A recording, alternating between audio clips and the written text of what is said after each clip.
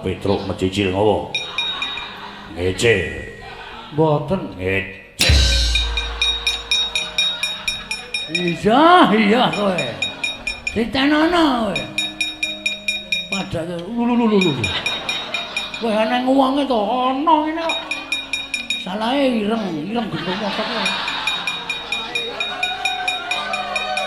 Saka ngendi kowe? Saka ngendi? Perang no. Lho. Bagong ki perang. Wah. Nyepelekke sampean. Arep kaya ngene iki cinta tanah air.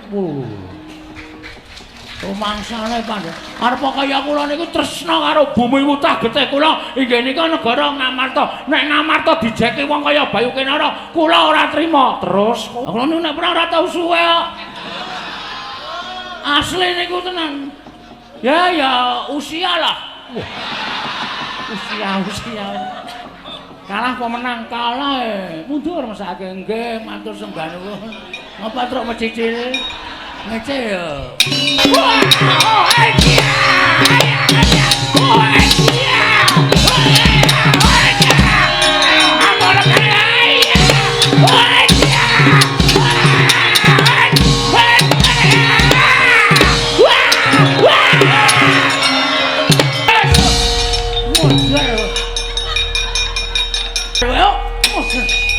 Si, Gong. Wah. Sok nyolongi tetesan pertama kowe ta.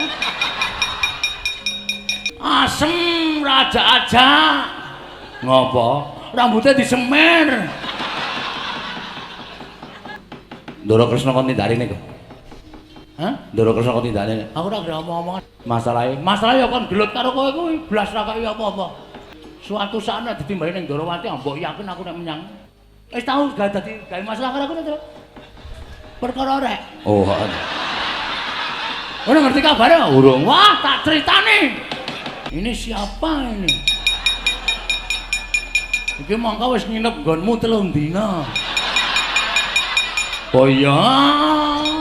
Mau esuk mepe kemul yakin. Wis, arepmu aku ora ngerti. Aku ya iso tekan ngono ya kok. Tekan alare padake ora. Kok kowe ngerti? Ngerti aku. Kok kowe iso ngerti nek dhek mimpi kemul, berarti wis wancine esuk. Esuk arep tak pruput bojomu wis kedhisikan kuwi. Oh, lambene ra. Al-Fatihah ujuk Kiseno Nugroho. Bismillah.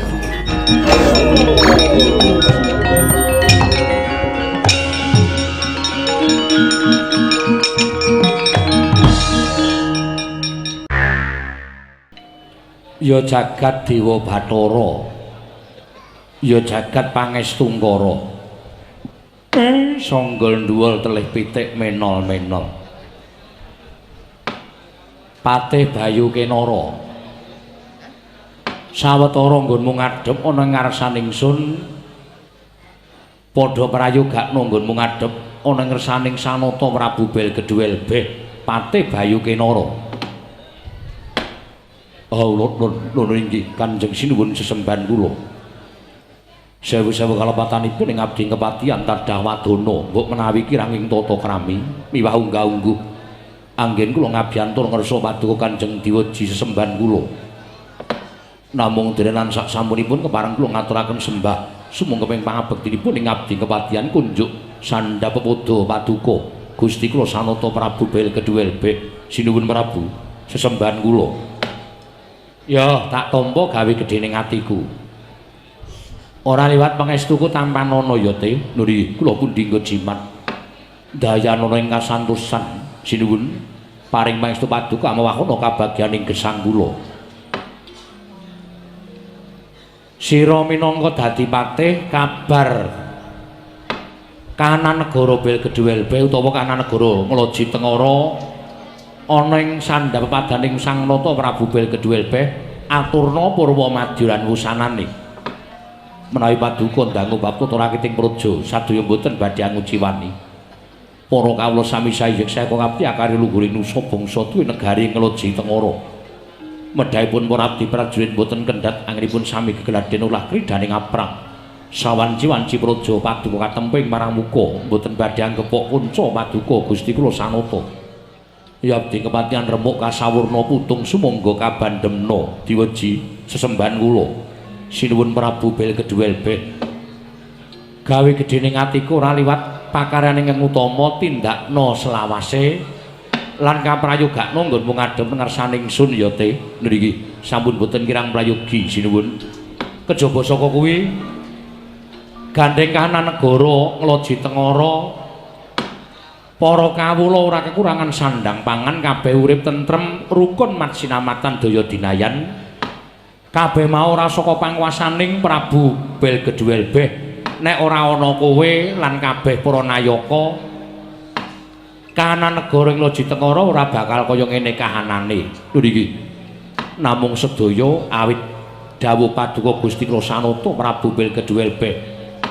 Nek yen ora ana kowe saknayakamu tumenggung bupati, lurah lan sakpiturute, kahanan negara ora bakal apik, kahanan negara ora bakal becik. Mula aku ra isin ngaturake panuwun marang Patih Bayu Kinara sing wis melu minangka dadi cagak tuwaking praja ing Loji Tengara nganti kahanan praja kaya ngene iki. Mula tak jaluk kanthi banget apa sing wis mbok tindakake marang para kawula mau aja mbok owahi. Tegese ngene, nggonmu tresna asih marang para kawula, nggonmu cedhak marang para kawula, nggonmu tansah isa ngrangkani apa kang dadi panjaluking para kawula mau aja mbok owahi, aja mbok owahi.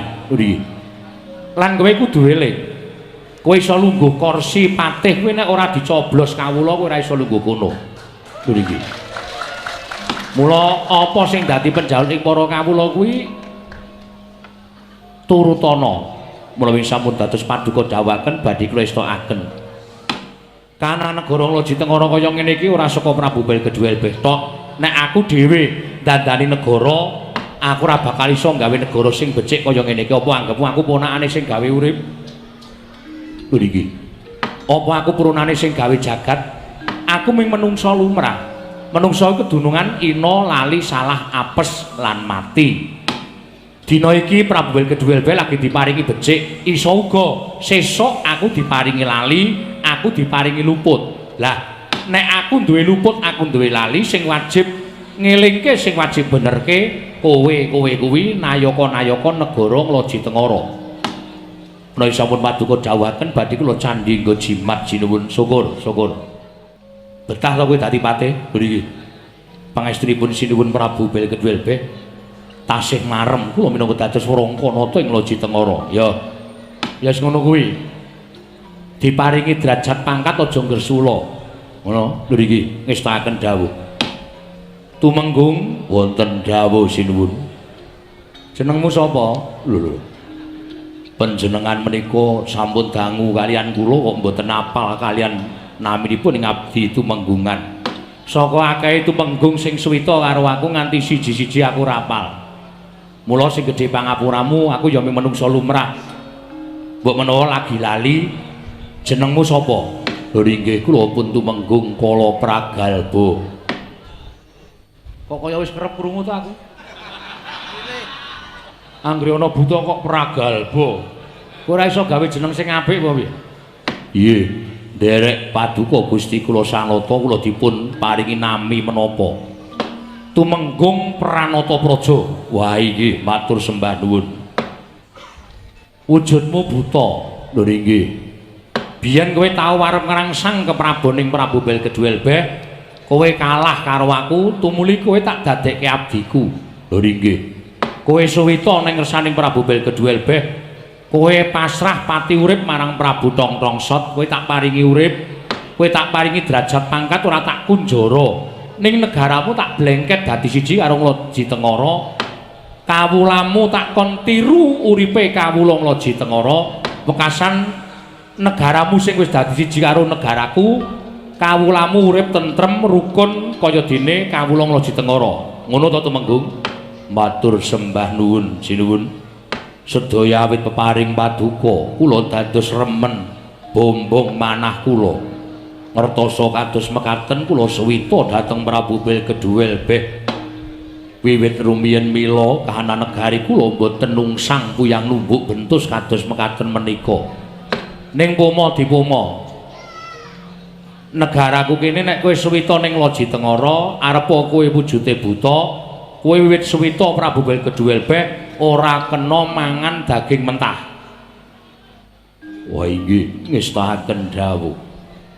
Upami kidang menjangan regul munyuk lan sak piturutipun ora entuk.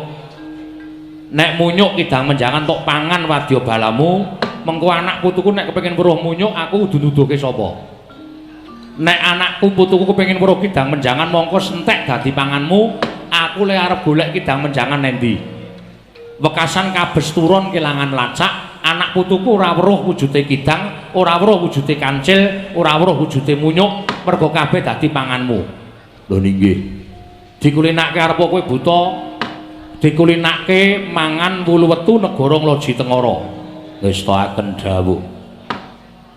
Panganing kawula Loji Tengara kuwi sega kaya ajar mangan sega. Oh inggih ngestakaken dawuh. Kena mangan daging ning mateng ya. Inggih ngestakaken dawuh sinuwun.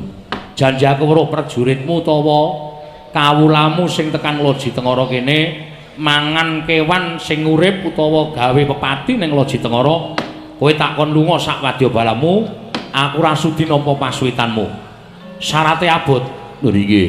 Ning tetep kudu tok lakoni. Matur sembah nuwun Diwaji. Menapa ing sampun paduka paringaken tetela dados cecala obor gesang kula ingkang sak lajengipun. Syukur. Kang kaya mengkono dadake marem penggali ingsun. Lho nggih, matur sembah nuwun. Lunamit pasang Kalimantabi Diwaji. Sampun kinten kula wantun sumalana hamunggel pangandika paduka Gusti kula Sanuta Prabu Belkedhuelbeh.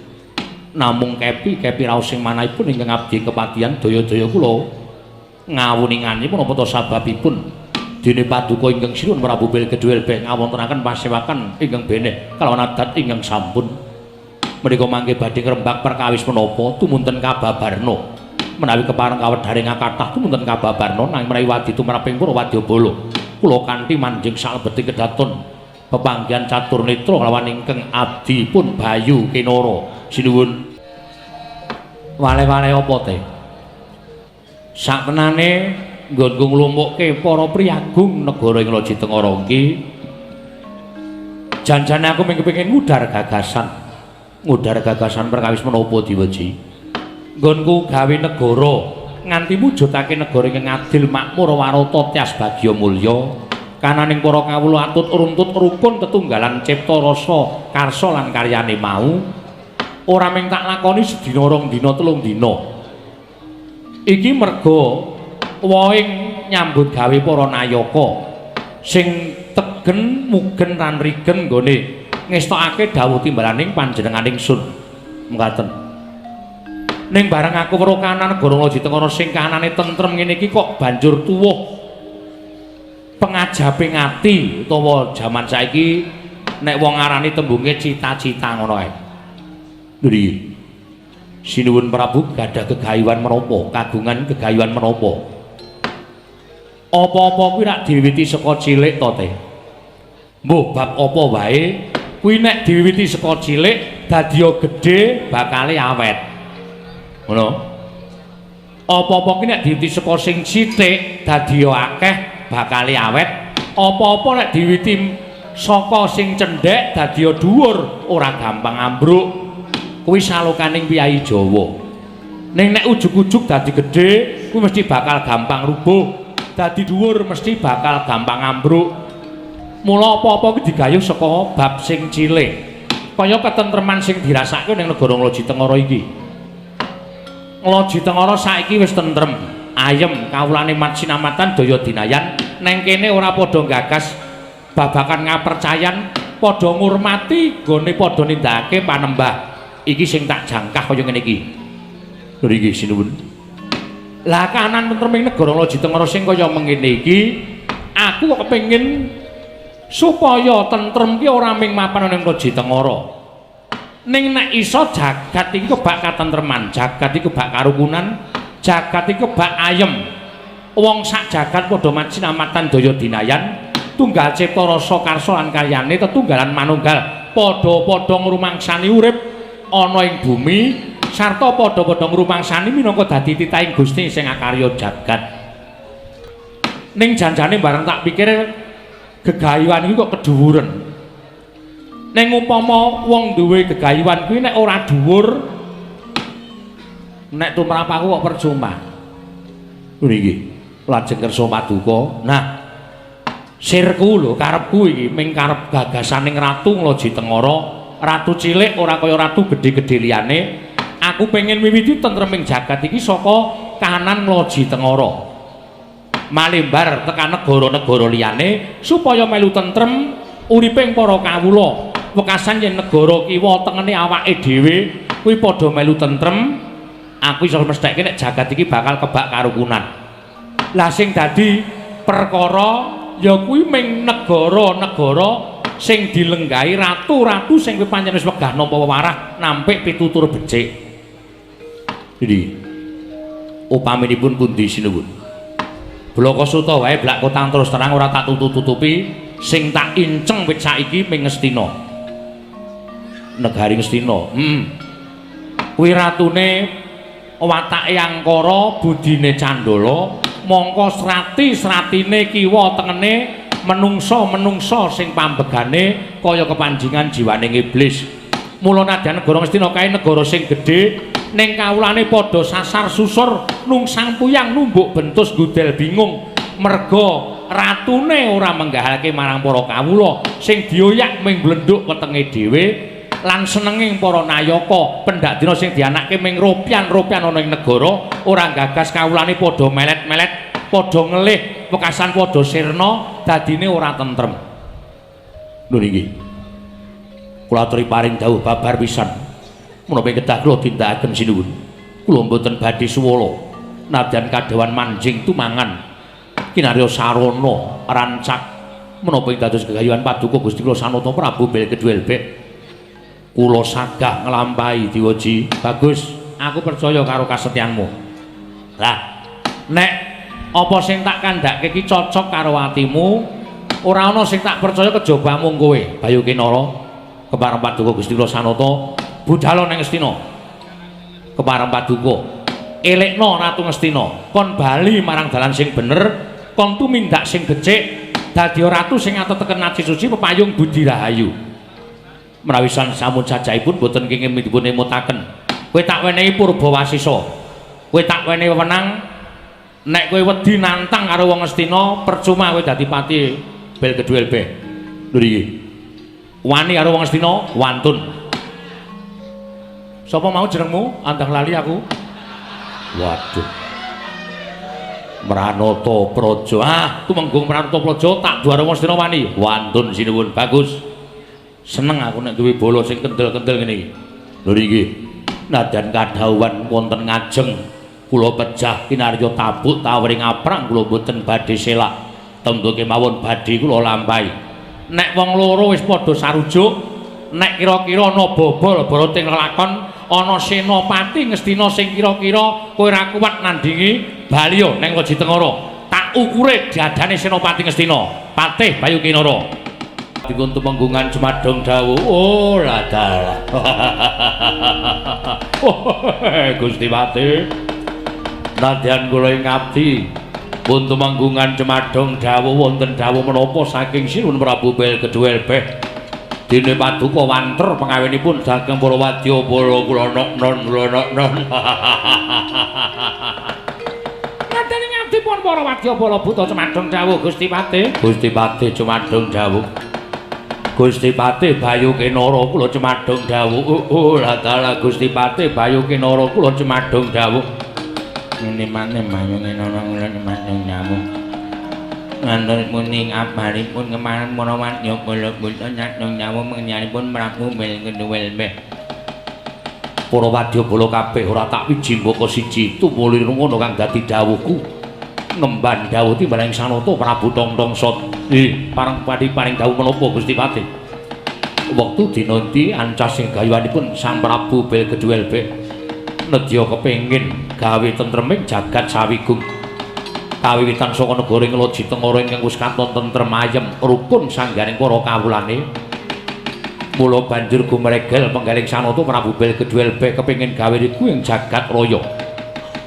Saka pangandikaning Sang Prabu Belgeduelbeh kejaba negara-negara ingkang wis padha rukun lan padha ayem ana piranganing negara ingkang watake angkara budine Candala luwih-luwih ratune ingkang hambek nista demen ngendhak gunaning para kawula wekasan akeh para kawula kang padha urip kecingkrangan urip sarwa kekurangan parandene ora dipaelu dening nalindrane ora liya kejaba mung negara Ngastina.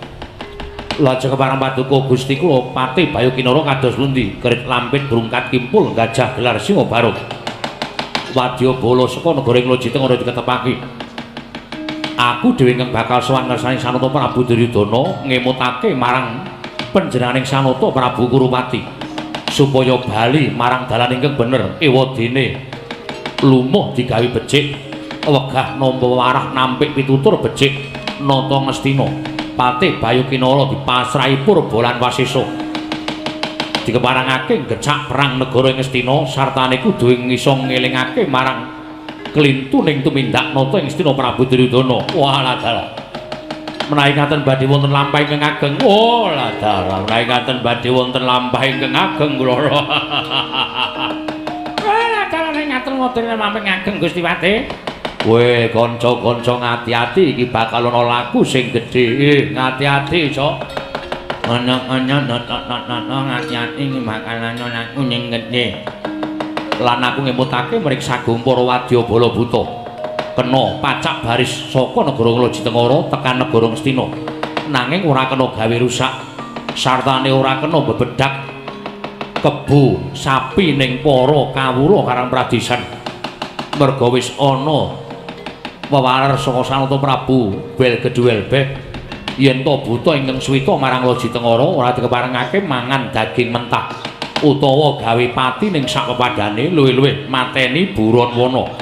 Dadi panganing buta sabab Buron Wana negara ing Loji Tengara bakal diupakara supaya besok anak putune awake dhewe iso weruh apa ingkang ngaran kancil, apa ingkang ngaran menjangan, apa ingkang winastan kidang lan sak piturute. Aja mung mati muspra dipangan para wadyabala buta. Wah, dalah. Aduh, piye iki ana peraturan kaya mangkene iki? Wis distokke wae kiraka waton kowe karo aku swita Sang Prabu Belgeduelbeh. Wah, dalah. Lah monggo panganen para buta kuwi para bangsaning sato kewan lan daging mentah lak ora dikeparengake menika lajeng kados pundi Gusti Patih? Yen ana ingkang merengkang saha pernataning Sang Prabu Belgeduelbeh diparengake supaya nglungani negara Loji Tengara. Golek paswitan liyane. Nek manut aku ndo belajar mangan nimul. Nurnanyane nek nak pikir-pikir manyen bener ngendikane Sang Prabu Loji Tengara Prabu Belgeduelbeh.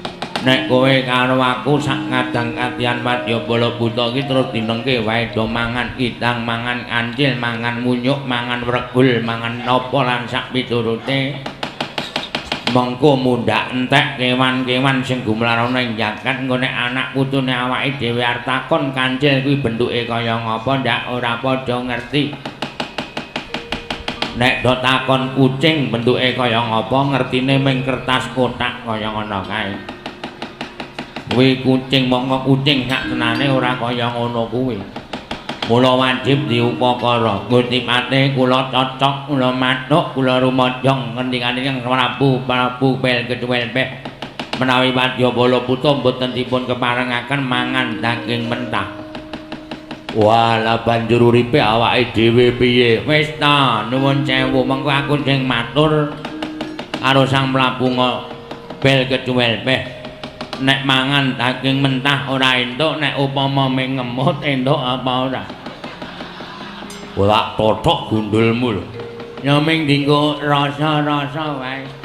Ming diklamuti tok kira-kira entuk ora? Ya engko matur Sin Prabu Loji Tengara. Nah, nek ngono lho. Monggo banget aturake kowe bocah prajurit niki matur sembah nuwun. Lajeng pangantipun para wadyabala pinjang menapa ora ketang sambung obor celintang padha mangkat dina iki nok-nok ngestaken dawuh nyuwun pamit madal pasilan. Nuwun amit pasang kaliman tabi tinebina iki lho dene dumawaing nawang tuwang nggir. Ngantos sumengklu ngenanggen kula ngentosi sabda pangandika paduka anak Prabu Ngastina. Wiwit tabuh 8 enjang ngantos sanggiwang surya sampun manjer wonten ing tengahipun. Parandene wonten wiyos sing pangandika paduka menapa ingkang dipun penggalih menawi keparing ing bapa ing kepatihan cemadung dawuh pangandika paduka anak Prabu Ngastina nggir anak Prabu Duryudana. Gantok blekudung suwaru gembel. Samarante hawela. Nuwun sewu, Nger. Kula menika ngantos bingung napakaken dhateng jejer kula. Sedaya sami mestani bilih Begawan Durna menika dados pujangganipun negari Ngastina. Kula menika dados pandhitanipun negari Ngastina ewadene sampun sawetawis dangangen kula sowan wonten Rasa Paduka anak Prabu mboten dipun jawil miwah mboten dipun bagekaken anggen kula sowan. Menika raos kula kadidene tiyang ing sampun boten kagem lho, Nger. Menawi wonten bot repoting penggalih tumunten kababarna, boten kitang sekedhik aturipun ing bapa ing saka 5 mangke dados colok obor penggalih paduka anak Prabu Ngastina, Nger. Kula naknon. Yayi. Nadyan ingkang kala ngawangga semanten ugi kemareng kula cumadung dawuh menapa ingkang kapenggalih dene ngantos katon rengu penggalih paduka Yayi Prabu Ngastina.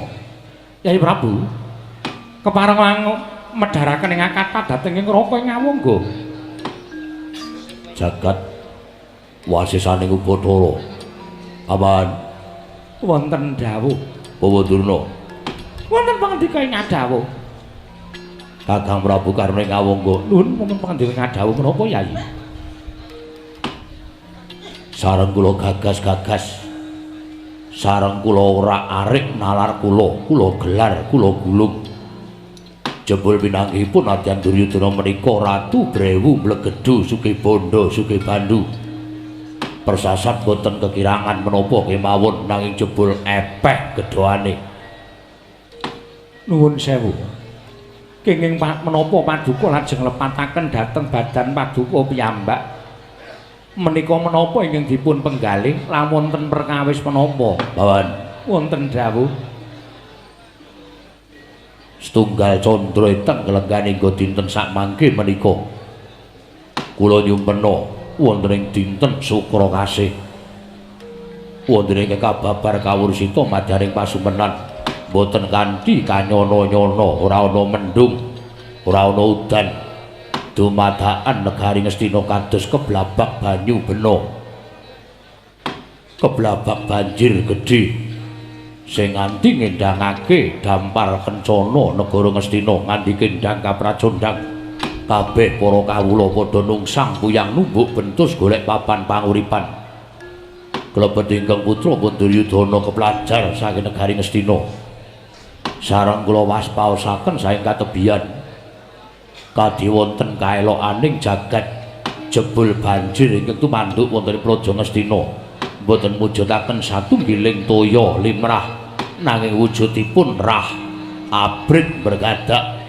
ngebaki alun-alun negari Ngastina awan kawontenan kados mekaten menika dadosaken bingung raos ing manahipun ingkang putra Ngastina pun Duryudana nadyan linali lali tan bisa lali kula lelipur manah kula malah katon saya ngalela wonten ing padoning netra kula lenggah ora kepenak kula dahar ora krasa enak kula sare boten kraos jenak namung dipun bebeda dhateng pasumpenan ingkang kababar kawursita setunggal candra kepengker miturut ujaring para sepuh impen menika badhe wonten maknanipun nanging ugi saged dipun sebat menika namung kembangipun tiyang nindra kula nyuwun pepadhang kula nyuwun wewarah saking Paman Harya Sengguni menggah pasumpenan menika werdinipun menapa nuwun sewu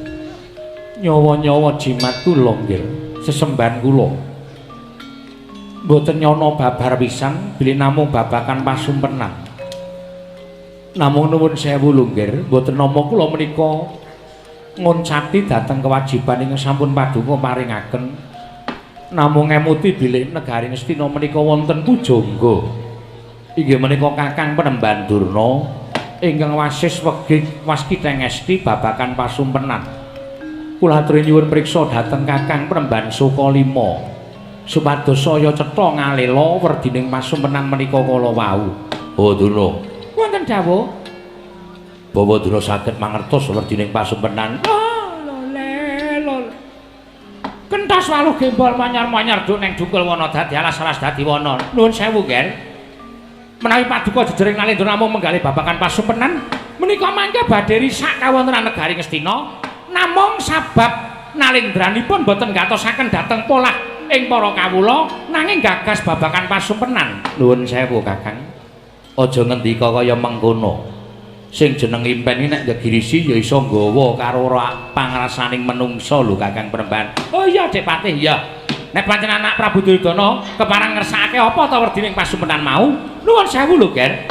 Najan sampun kathah ingkang sami priksa, ewadene mangke menawi kula dawuhan supados munjuk atur kersa paduka sanata, kula badhe nggambaraken utawi badhe njabaraken babagan pasumpenan menika kala wau. Nggih. Nuwun sewu panjenengan nyumpena wanci menapa? Kula ngelilir sampun mireng kluruk ing sawung sepisan. Tegesipun menika sampun ngancik gagat bangun enjang. Impan menika kapirang dados tigang perkawis. Titiyani gandayani puspa tajem. Titiyani gandayani puspa tajem. Heeh, Dik Patih. Titiyani niku mung wong lindur tegese duwe pepinginan sing ora kelakon nganti kegawa turu. Niku adat saben ling ngimpi jam 09.00 tekan jam 12 bengi. Oh, ngaten. Upama duwe gegayuhan kepengin dadi Narapraja mongko urung kelakon, lah adat saben sok nganti kegawa nglindur jroning pasumpenan. Wancine jam 09.00 tekan jam 12 bengi. Mung ketonto nek carane Jawa. Nggih. Upama ana wong tresna karo wong wedok, mongko urung kelakon. Nganti jroning turu kimpen-kimpenen wanci jam 09.00 tekan jam 12 kuwi jenenge wong ketonto sing duwe kekarepan sing urung kelakon. Kuwi titiyani. Gandayani jam 12 tekan jam 2. Kuwi tegese niku wong sing ora nglakoni ngimpi jam 12 tekan jam 2 niku wis nglakoni mati suri. Mati suri. Terus impen sing nyono nyatane puspa tajem wancine jam 2 tekan jam 3:30. Pokoke gagat bangun esuk. Oh. Niku bakal ana maknane. Utawa ana sing nyebut Kacitra Kasudarsana Kadara Dase. Oh nggih. Monggo ingkang nyumpena anak Prabu Duryudana menika wancinipun enjang. Nuwun sewu, Ger. Pasumpenan menika menapa? Mboten wonten udan, mboten wonten mendung. Negari Ngastina kenging banjir bandang. Wah, kantha plegudu suwaru gembol. Sumorante. Kosek to. Iki ora mung rampung di Sumorante. Ning manggenahke banjir niku werdine napa? Banjir niku rak toya to? Nggih. Toya niku wong urip niku mbutuhke banyu. Nggih. Wong urip niku mbutuhke banyu. Wong nek ora duwe banyu utawa kekurangan banyu bakale ngalami degradasi. Niki niku ora bal-balan. Niku lho kekurangan keringat niku lho dehidrasi. Maksud kula kaya ngoten niku. Niku banyu niku tegese kanggo penguripan. Oh, dadi nek upama ana impen sing ana magepokan sambung rapete karo banyu niku tegese bakal mujudake urip sing mulya, wibawa, sentosa. Monggo banjir. Ora wujud banjir, ora wujud udan, waton ana sambung rapete karo banyu niku tegese uripe bakal mulya. Ning niku banyu niku banjir ngendangake dampar kencana. Dampar niku pelengganing ratu. Dampar niku nek pindah-pindah, tegese ratune ya arep pindah-pindah. Tegese jajane saya amba, jajane saya wiyar, negara-negara pundi papan badhe teluk sumuyut kersanipun anak Prabu Duryudana. Badhe ngakoni kalendhanipun anak Prabu Duryudana. Tegese jajane anak Prabu Duryudana menika badhe dumugi wonten pundi papan. Ketitik digambarke dampar sing pindah-pindah utawa kendang digawa dening banyu. Digawa dening penguripan wekasan iso mulya uripe merga jembar jajane. Wah, jan. Kok kaya le yakin banget. Yakin 100%. Nggih. Ning wonten ngendikaning anak Prabu Duryudana melih. Ngendikane napa? Ngendikane nek banyu wau disawang ilang wujuding banyu. Dadi getih. Wernane abang. Abang niku ya apik. Napa nggih? Nggih. Abang niku werna sing paling diwedeni masyarakat. Kok iso? Iso mawon sampean teng bangsu niku nek abang mesti do mandeg kabeh. Ora ana apa ning baju abang kok bablas sentret, Semprit. Nggih, nggih. Abang niku apik Depate. Abang niku werna sing paling apik dhewe tur cetha dhewe. Nggih. Sampeyan nyawang werna biru nek saka kadohan mung katon lamat-lamat. Nggih ta? Nggih. Sampeyan nyawang werna putih nek saka kadohan mung katon lamat-lamat. Ha ta? Nggih, nggih. Sampeyan nyawang werna ireng nek saka kadohan mung katon rungkut. Nggih ta? Heeh. Nah, werna abang niku sing paling ditonton paling cetha dhewe niku werna abang. Oh, ngoten. Nggih, dadi banjir getih menika mujudaken negari Ngastina menika badhe kalokengrat hanjayeng bawana ngantos dumugi wonten punjering jagat pundi kemawon sami ngundangaken negari Ngastina. Niku bedhekan sampean. Bedhekan kula ngoten niku. Nek cara kula kok ora kaya ngoten. Lho, bukune beda. Buku Soklemo karo Ploso Jenar niku aja dipadake. Oh, nggih, nggih. Kula buku kula niku terbitan toko. Nggih. Nek sampean mung tulisan tangan wae wurdek. Ah, nggih. Nek cara nggen kula beda. Bedane Banjir niku perlambang Allah. kok iso Allah? Merga ngendikane Kyai Sepuh nek nganti ketaman banjir niku perlambang Allah. Siji, nek nganti ngimpekke omahe kobong niku tegese pertanda apik. Ning nek ngimpekke omahe niku duwe gawe gedhe, akeh sing padha mara niku pertandane elek.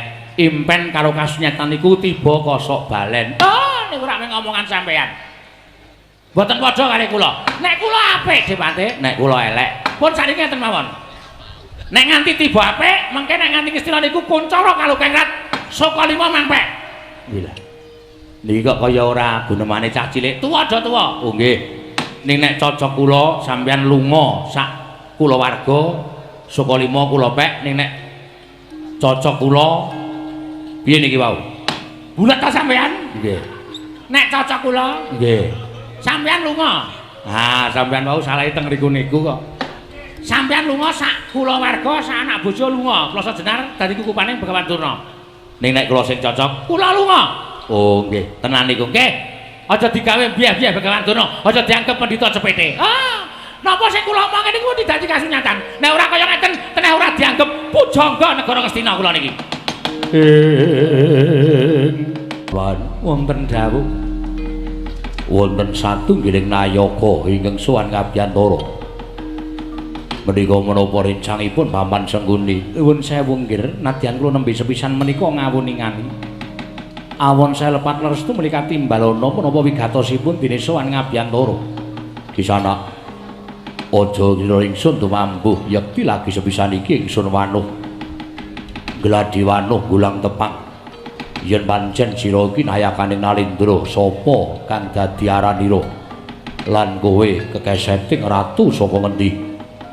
Nun amit pasang kaliman tabi tinebine nglodoni dumawahing tawang tuwang Dioji. Menawi paduka dangu dhateng jasad kula menika pepatih ngloji tengara. Ingkang sudi mestani dhateng kula nami kula pun Patih Bayu Kinara. Patih Bayu Kinara kasinggihan noknon mekaten. Wonten sembahan kula menika jejuluk Prabu Bel Keduel Beh. Prabu Bel Keduel Beh noknon.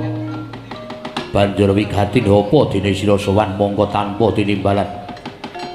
Ingkang sepisan ngaturaken sembah pangabekti dungkap angka kalih. Wale-wale menapa diweji? Sowan kula menika namung dipunutus dening Sang Nata Prabu Bel Keduel Beh ing kepingin gadah gegayuhan ngurukunaken dhateng tiyang sak jagat menika.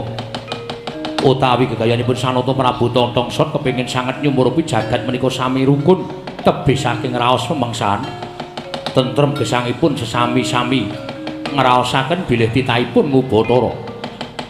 Malah sak mangke Sang Nata Prabu Bel Keduel Beh paring dawuh dhateng abdipun Bayu Kinara supados sowan wonten negari Ngastina. Sabab miturut pangendikaipun Sang Nata Prabu Bel Keduel Beh nuwun pangapunten menawi kula radi sekethik nyelangkrak dhateng paduka sinuwun. Nalindra Ngastina menika nalindra ingkang watak angkara budi candala.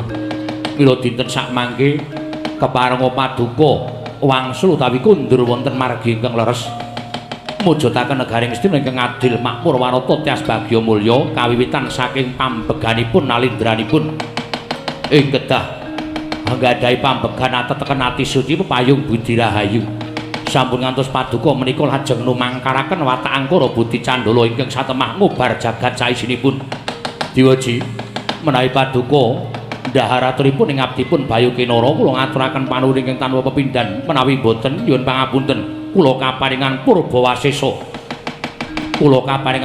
saking Sanata Prabu Belgedwelbeh menawi paduka bangga badhe kula sembadani budi badhe kula rampungi sinuwun.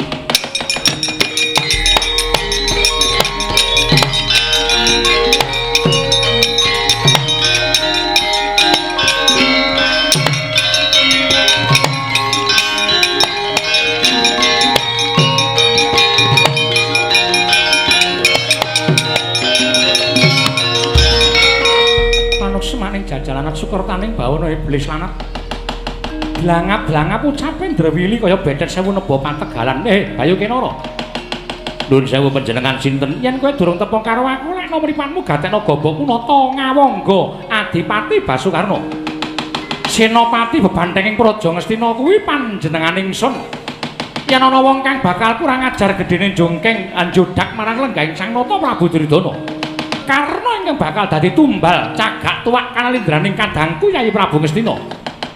Nuwun sewu. Lajeng kepareng paduka duka dhateng abdipun Bayu Kinara kepareng paduka Bayu Kinara wonten dawuh. Nglangkrak sandhuwuring tegak ucapmu kowe wani ngarani marang Nata Ngastina Prabu Duryudana watak angkara budi candala. Uma lancang ratu Gusti mumung ratu cilik sayuping payung wae kok nglilekake marang ratu. Brewu mblegedu kaya panjenengan Yayi Prabu Duryudana. Yen ngono gedhe cilik kuwi areng karangsang keprabaning Yayi Ratu Duryudana iya. Nyuwun pangapunten. Kula sampun matur wungsal wangsul menawi Nata Ngastina menika purun dipun emutaken saestu lair batos kula boten badhe damel risak. Menawi Nalindra Ngastina menika sampun wegah nampi wewarah nampi pitutur becik. Nyuwun pangapunten. Cara menawa kemawon badhe kula tempuh ora minggat tak cangking sirahmu para kowe.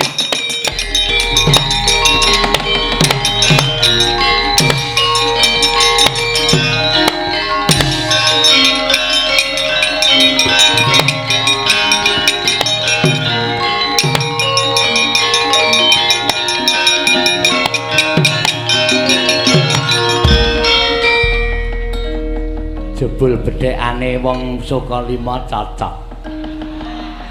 Nek Ngastina menika badhe kondhang kajiwara. Abang niku nyermomong. Wah, lah pendhita pancen wasis. Sik to, Dik, niki lagi ekstra. Lho. Ekstra pripun? Wong nek arep manggih mulya niku pancobane mesti enten ngoten lho kandhane.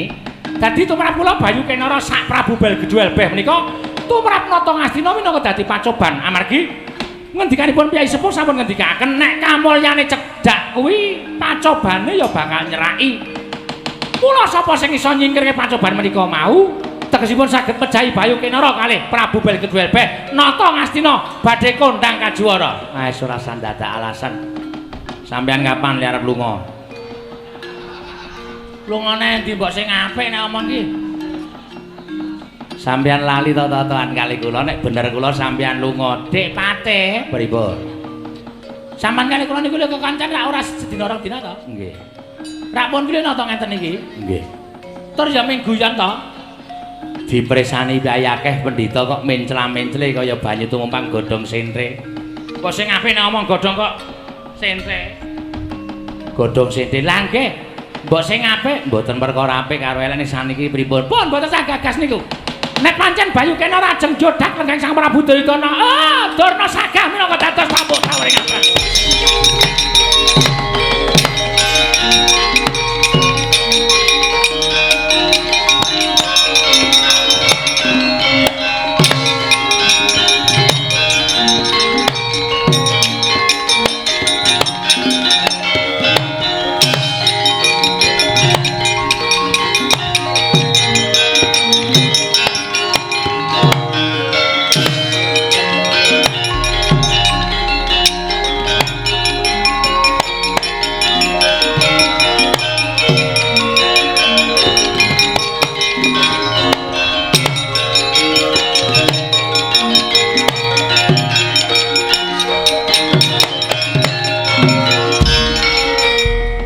kelakon penjangkaku nggonku njontrok rembug karo wong Astina.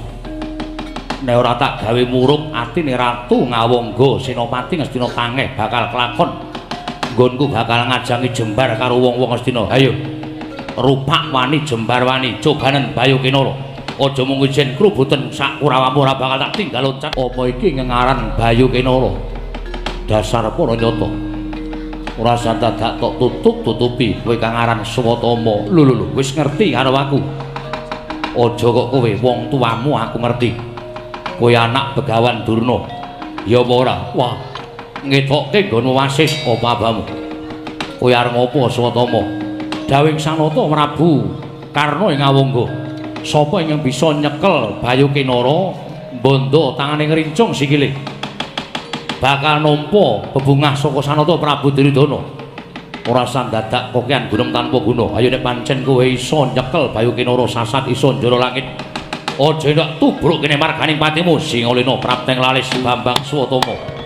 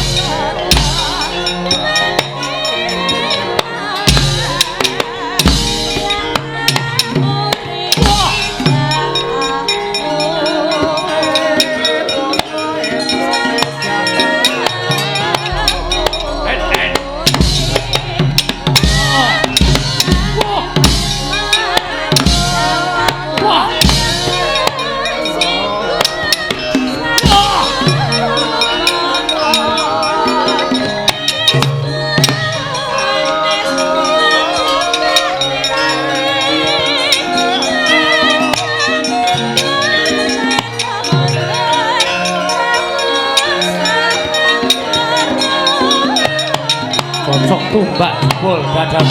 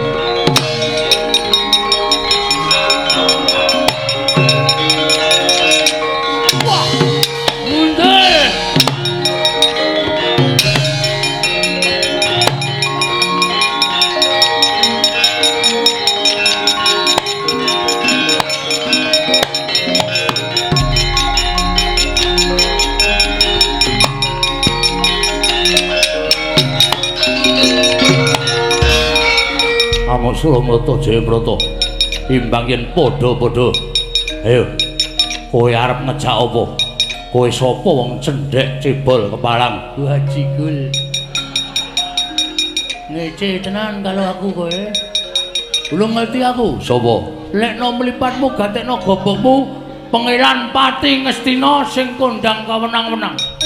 Haliya Dulmagati. Durmagati. Dulmagati. Kowe Bayu sapa? Bayu Gita Gati. Bayu Kenara. Bayu Kenara. Iya. Anak buahe Prabu Bilgedwel Beh. Dasar para nyata. Kowe rene butuh mopo? Ngelablak dapulmu. Ayo, kowe apa aku sing tekaning pati? Jelas aku. Kok malah jelas aku? Sing penting nyatane. Yo, tibano. Kowe apa aku sing tekaning pati? Monclot siramu Jajal nyo. Tibano. Wah, Dian. Ijene kendeli lah jamak-jamak kowe. Sing dadi nyatane. Bangane suarane seru mengko kalah karaku wirang bebarang. Oke. Ayo, kowe sik apa aku sik? Manut. Kena tangan kuwi kok ora tinjung akilat nyawamu aja dundang Haliya Dulmagati. Yo tibano. Monclot. Wih, Dian. Lah apa-apa? Ora apa-apa. Nyo, tangan loro yen perlu. Oke, ambyal siramu kowe. Endi iki tukang? Tak kon golek gaman emah blangkangan. Mati kowe. Go gaman. Oke. Suduk kelis. Nyo tibano. Mati. Semplok dadamu edan. Golek liyane. Semes. Pedang. Nyo. Kita unggo mbacok goli ping 3 lah mempan. Iya. Tibano Mati kowe montlot. Modal. golek liyane sing landhep. Waduh. Misale iki piye? Nyo dadal.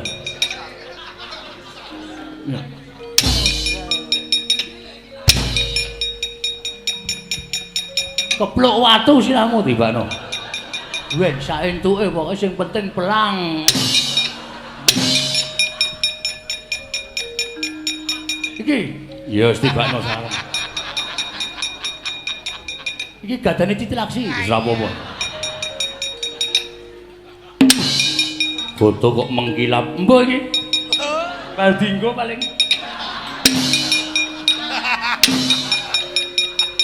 Ayo liyane.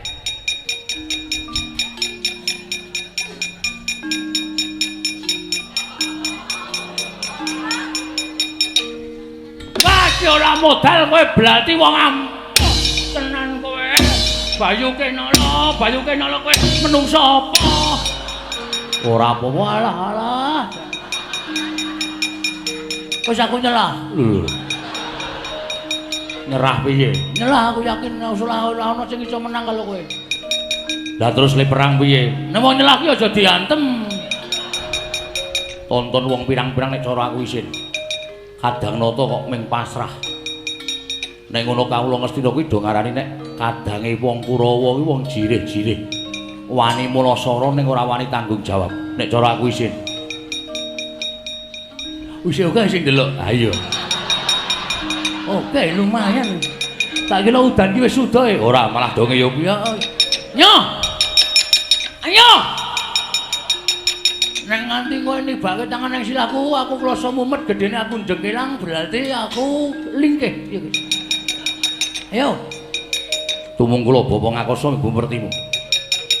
Tantem pisan iku ora jepat nyawamu aja dundang Bayu Kenara. Kuwi tenan iya kowe. Sing dadi nyatane. Oke. Nyo. Siap nyo. Mayen berkali-kali Siap pokoke mati urip. Derek Prabu Duryudana. Derek Prabu Duryudana mati urip payu derek Prabu Duryudana. Wis kuwi sumpah prasetyaku. Ayo.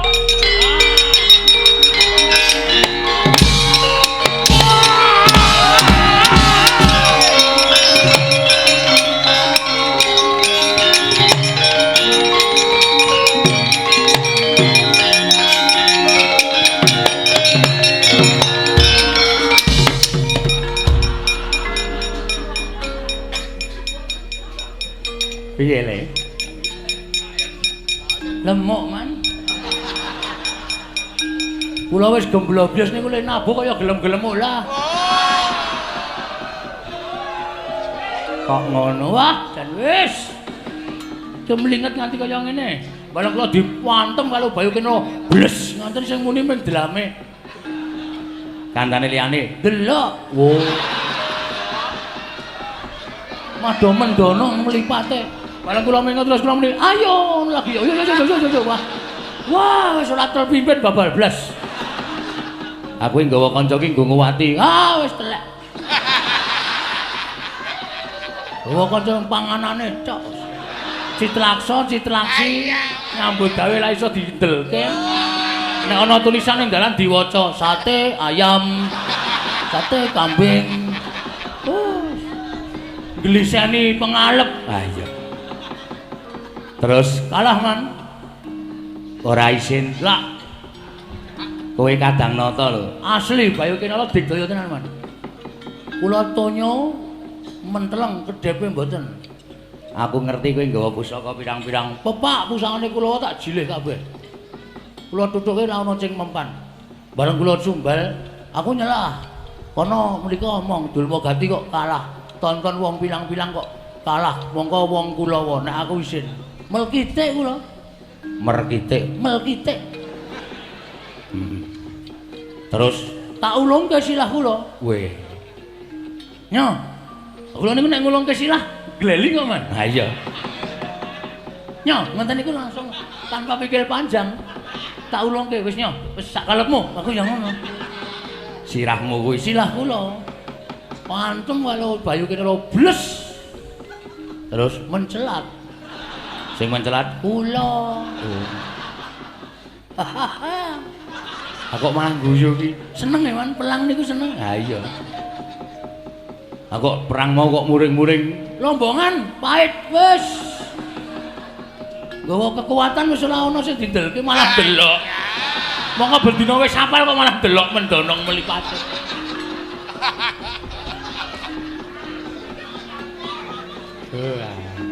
Nek liyane niku pancen kula maafin. Ha iya. Megane kan ora kulino sak panggung. Ha iya. Kanca-kanca kula sing kula beto saking mlika tekan mriki. Wah, napa-napa kula tuluti. Napa-napa kula tuluti. Tuluti. Aku tekan mriki kok ngisen-isenke. Bikin kemaluan. Bikin malu, bikin kemaluan ora. Sapa sing gurung maju iki?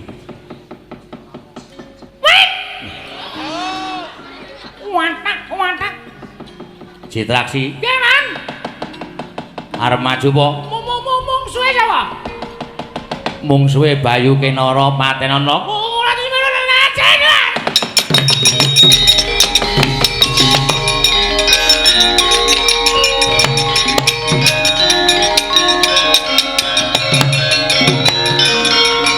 Loh. Kok cepet? Wong yang buat gawe niku cekak. Rampung. Pun ambruk kabeh. Lho. Kok ambruk kabeh? Lah sampean muni pripun?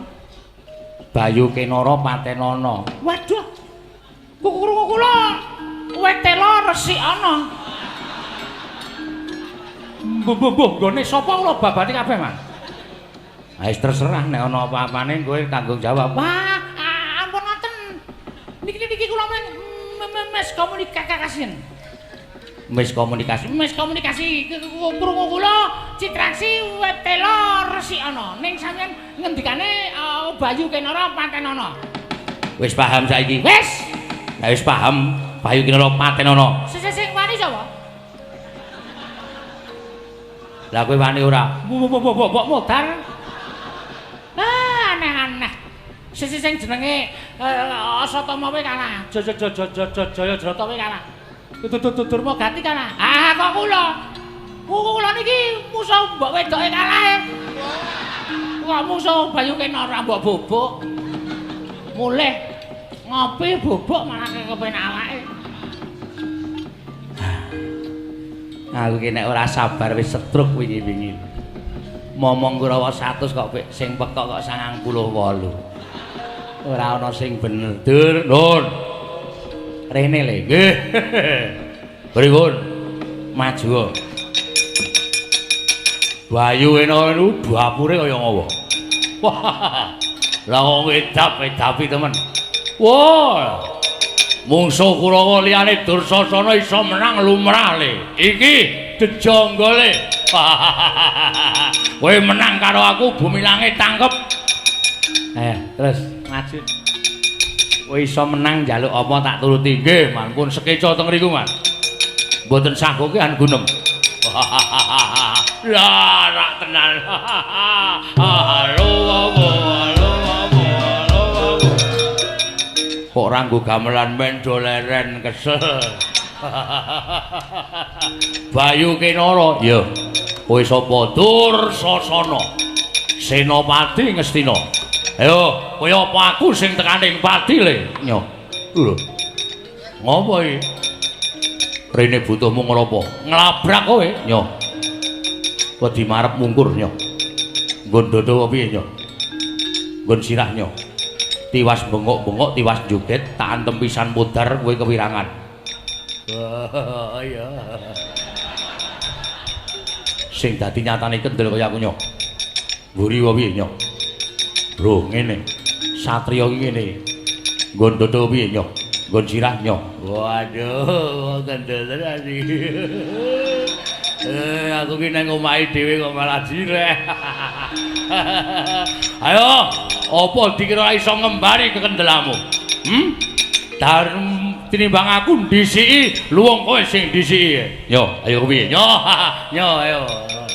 Tak kendel priwo, yo ayo. Yo ayo. Kaya aku iki nyo. Ayo, yo ayo. Tak kendel isih. Ayo arep ngopo? Mburi wae piye nyo? Mburi yo mburi nyo ayo. Adake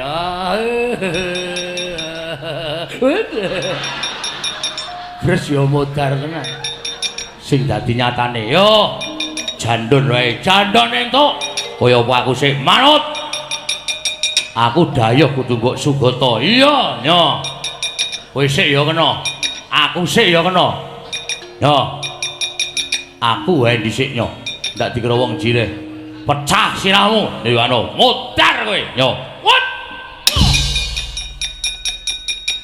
Sangas, wis danku sik to. Kowe iki krasa ora? Kowe iki ngantem urung. Wah, ngece iki. Wis ya. Wis to, wis to. Wis ya. Nyo pindho. Edan atos tenan iki. Kudu hati-hati. Ping 3 sisan ndak ganep. Ya, engko balese ya ping 3.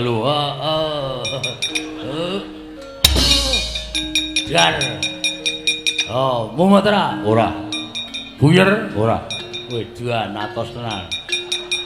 Ayo, sing adil gentenan. Iya, iya. Dadan iki ayo. Wis ditata wis. Kowe ngerti ora? Wingi aku bareng bedah negara. Ana sirah patih tak antem pisan pecah sirahe, uteke metu. Wah, cangkeme. Kuwi senengane ngedeg-degi ngono kuwi. Ora entuk dalam pertandingan ra entuk ngono kuwi. Kuwi ngedonke mungsuh jenenge. Aku ki meng ngomong ning aku tratapan.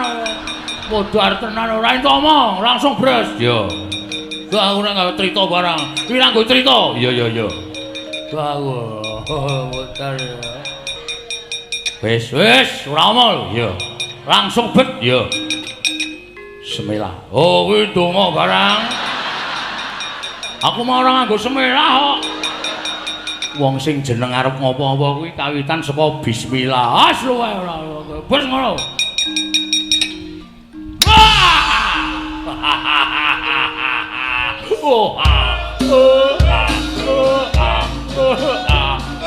Iya. Lagi pisan. Aduh. Woi, Tuan. Iki ngene iki jenenge perang tenan. Oh iya. Kurang pisan. Wah. Kowe ora iso hitungan apa piye? Ora kurang pisan. Wes, urang piye ya wis. Waduh arep ngapusi ora iso iki. Wah, iki. Wah. Waduh, metoke aji-aji. Aji-aji apa? Wah, dadi loro. Aku ora ngetoke aji-aji. Oh, aku buyer iki berarti. Ya. Ayo genteran yo. Mutar we.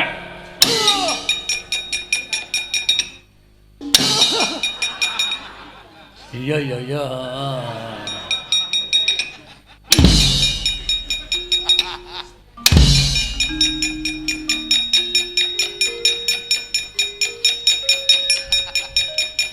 Wis duwe peladen nek ora hafal ngene.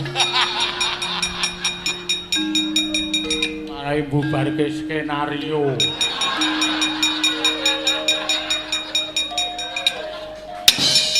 Monggo ya melu bendina ya. Jian.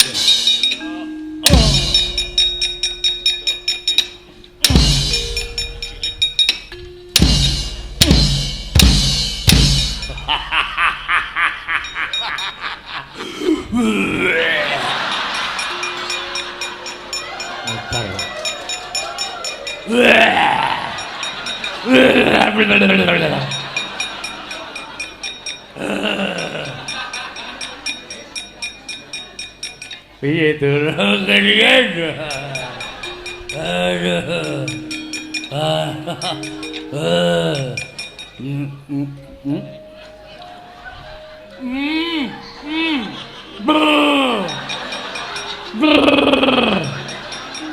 Mula iki campurane sing akeh.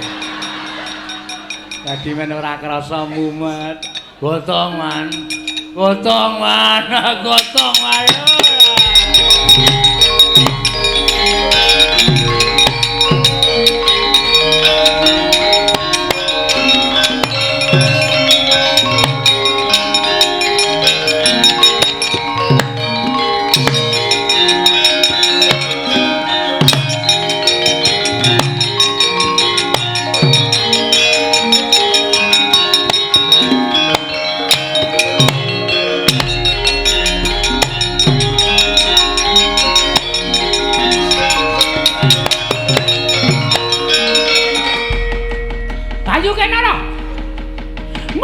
Prawiran kowe gembelo sirahmu gleleng pacakmu keparap kowe iso ngunturke para Sata Kurawa ning kowe ora ngerti sapa ning mburi ning Sata Kurawa Begawan Durna aku jaman nome jenenge Bambang Kumbayana wong Deng Samaladeng wong Digdaya sekti kalintang jayaning perang ora ana wong sing wani karo Begawan Durna ya Bambang Kumbayana apa kowe ngejak nantang adu atos sing balung kuleting kulit karo Begawan Durna nuwun sewu penemban panjenengan menika pandhita kula ngurmati jejering Brahmana menapa inggih badhe kelampaning atasipun Brahmana kok ngongasaken kaprawiran adu atos sing balung kuleting kulit menika mangke badhe saru dinulu ing kathah menawi kateman mekaten lajeng keparengipun nek kowe wegah tak tantang adu atos sing balung kuleting kulit apa kira-kira kowe nantang adu kepinteran lho nuwun pangapunten nadyan kula menika namung jejering patih ning kula ya moh nek dikilani dadane upama pintering patih Bayu Kinara ora iso ngungkuli pintere Begawan Durna luwung kula kukut jagat kula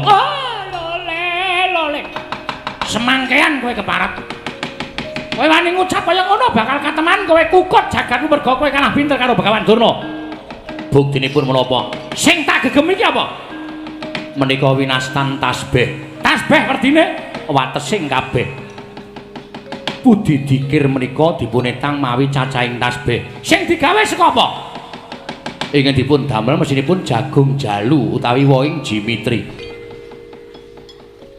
piye ya heeh cacahe padange ngungkuli surya petenge ngungkuli wengi kuwi apa padange wong ketekan gegayuwane menika padangipun manahipun ngungkuli surya ning wong sing ora ketekan gegayuwane menika petenge ati ngungkuli petenge wengi akeh ngungkuli suket penemune menungso piye Kakang bener kabeh dos pundi wah pancen kowe pinter tenan samenika gentos kula nek pancen pendhita pinter niku werdine apa? Apa sing tok kandhake? Ah, kowe ming patih desa, patih saka negara desa. Mesti ming leklu, ha ta? Telek nang alu, ha ta? Pak Boletus. Tapak kebo sikile 100. Lenggok sunder. Asune menggok. Malinge menggok. Malinge nyander. Nyander, ayo. Ming kuwi to? Mboten penemban. Apa? Nur saka dhuwur jalma ngrah nyawa sirna dalaning pati. Menika tegesipun menapa? Mutiar. Iki ngelmu tuwa iki. Nur saka dhuwur jalma ngrah nyawa sirna dalaning pati. Menika napa? Kuwi bedhekane Raden Tukang. Lho sik. Kok Raden Tukang? Nur saka dhuwur, nur dilutke saka dhuwur mengisor dienggo ngukur. Doyong apa ora? Wong arep tata bata nika mesti diukur nganggo kenur, dibanduli wesi. Bener apa luput?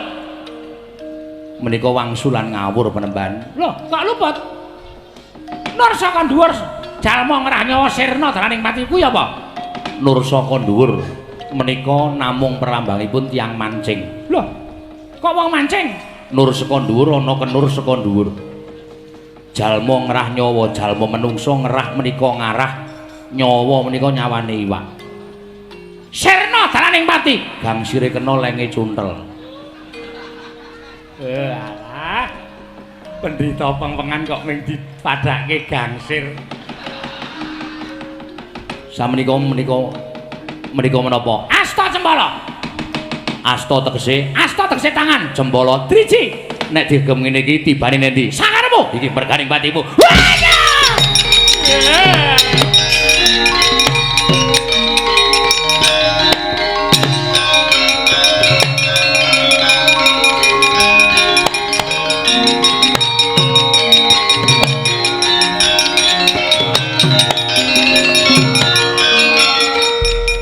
Sampeyan niku pendhita monyor-monyor kok ming kalah karo wong ngatungke tangan. Coba to, Bayu Kinara niku ming patih sampeyan pendhita. Gumun kula lho, sampeyan ditungi tangan kok ya radong. Iki apa? Asta cempala. Asta tangan Jempala driji. nek digem tibane nendi? Sakarepmu. Ada yang mbok ra ngono ta, Dek? Kula niku ming praktekke. Ning arep ngantem wong kok penake ra jamak-jamak. Kok ming ditungi tangan iki apa? Asta cempala. Asta Tangan jempala driji. tibane Sakarepmu. Aduh. Dek Patih, pripun? iki apa? Cokor kirik. Hus. Asta cempala. Cokor kirik. Masa kire? Tangan iki lho. Iki lho, iki asta cempala dudu. Tibane nendi? Neng belek. Ma. Ah. Demate iki. Jiji kaya banji ora. Merot-merot ora. Ah, pripun demate? Anak Prabu Ngawangga dikabari. Oh, nggih kula sumanggaken sampean sing bibiti perkarane lho, nggih.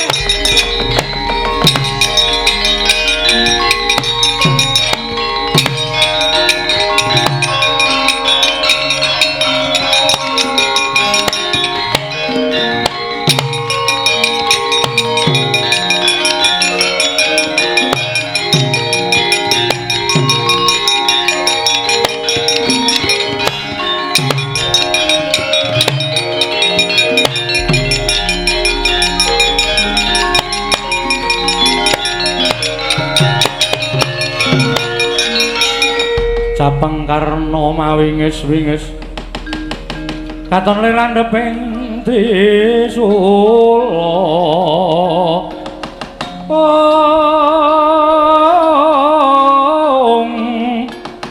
netra maragata lir kabaranang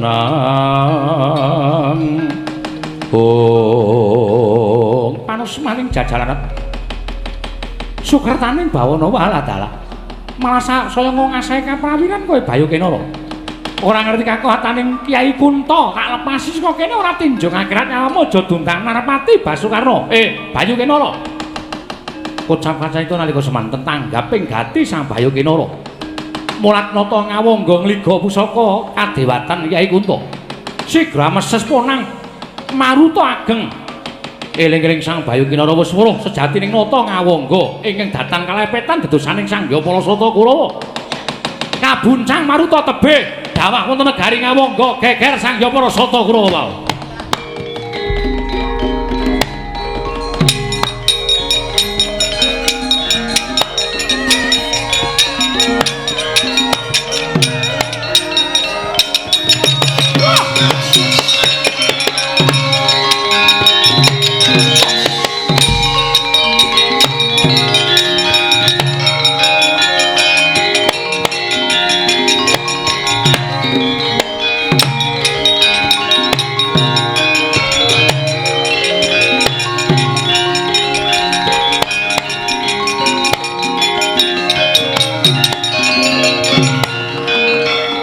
bubar mawut nungsangku yang numbuk bentus laku ning Prawadya Balamestina ewadene durung lega rasane atiku yen durung ketemu karo Prabu Duryudana Ratu Ngastina Nalindra Ngastina tak etung tulung kedheping paningaling Bayu Kinara kowe ora metu saka negara Ngastina tak obong negara Ngastina leganing ati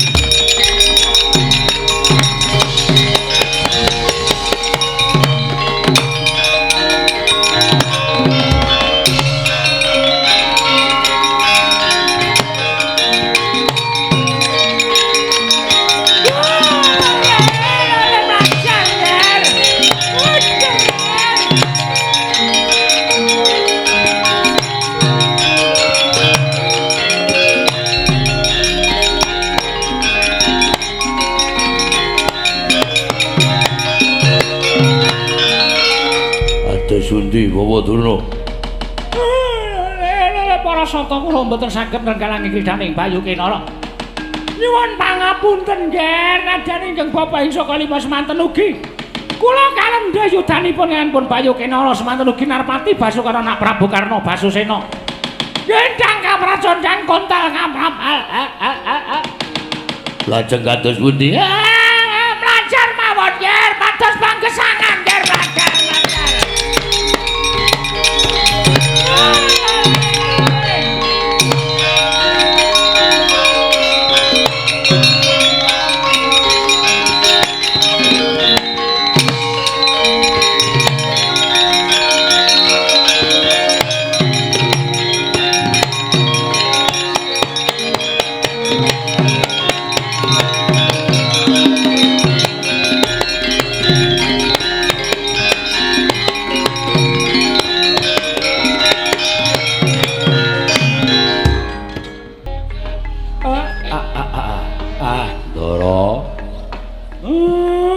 kaget rawuh sampeyan enten Karang Kadempel Den enten apa kok pasuryane benten ngalon adat ingkang sampun boten ketingal sumringah menika mengku suraos ingkang kados pundi Ndara nggih Den enten apa Gus kepareng ngatipun ala garing Cemadong dawuh nggih Ndara kepareng muling ngabdi Petruk Cemadong dawuh enten apa Gus kok sampeyan kok katingal ciput pucet pasuryane niku enten apa ngendika kalih bapak arepa bapak niku derajate gedibal niku kere oh padha wae kok ora dewa ngejawanta dados pengayomaning para Pandhawa mula nek enten apa-apa kula aturi paring pangandikan ingkang terwaca Kakang Semar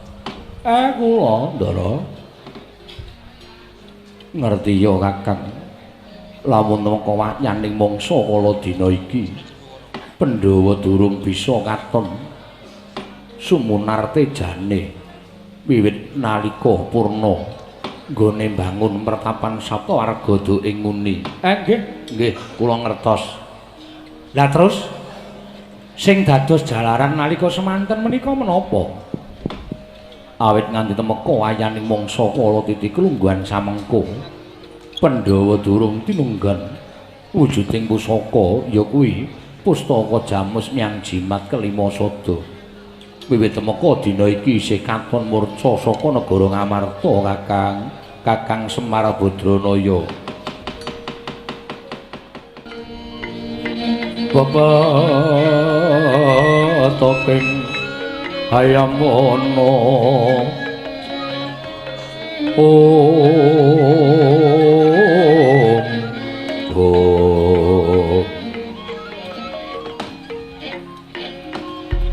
Sewu-sewu kalepatanipun ingkang rayi kadah wadana Koko Prabu diniri lenggan sak mangke kula wantun ngrawuhaken paduka Kanjeng Koko Prabu ing Dwarawati.